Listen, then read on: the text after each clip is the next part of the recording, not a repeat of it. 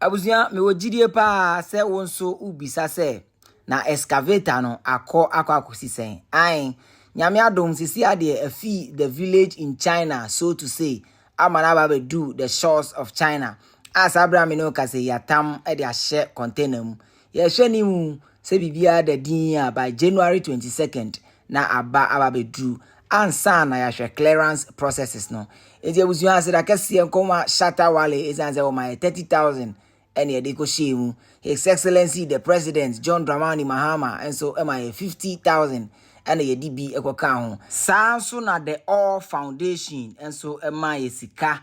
Sasika hodo nyina and ekeka bo mu a yetimi editua 70% of the mini excavator. Anipa hodo am support and financially ni nyina no.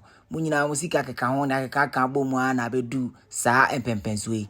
Enti mini excavator ebe no Ghana fo nyina ya dia. Yeah, they were to see a gates move. You might also see just one mini excavator, but at least it is the way forward in the right direction. Yeah, they are like I see my SF shippers. Is answer Omo and a boy majuma dewi econo wano. SF shippers.